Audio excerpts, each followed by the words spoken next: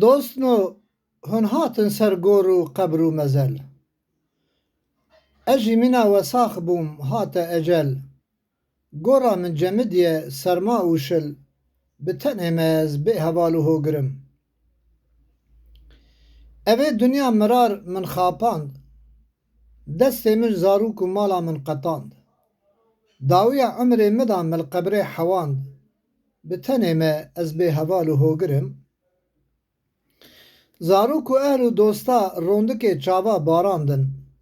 Mijmala me deranîn cilê li min çirandin. Îro kurm û marê gorê laşê min dirandin. Bi tenê me ez bê heval û hogirim. Zarok û ehlê min li pey min kirin şîn.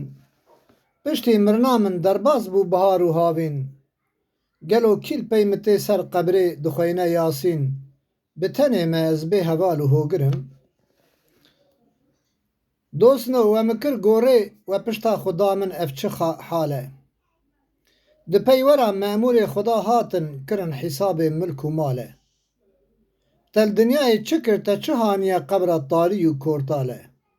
Bi tenê me ez bê heval û hogirim.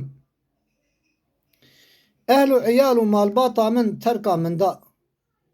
Kesî ji dilê şewitî xêr û xêrata dua li min neda. Kî ye êvara îniyê tê ser gora min xwenda. Bi tenê me ez bê heval û hogirim. Wesîtila rast kir ava serê min keland. We çû kefenê spî anî welbejna min birand.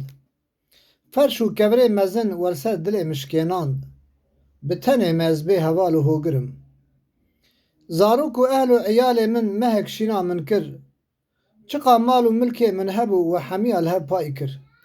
Gelo we çima xêrek li min neda we min vir da ji bîr kir. Bi tenê me ez bê heval û hogirim.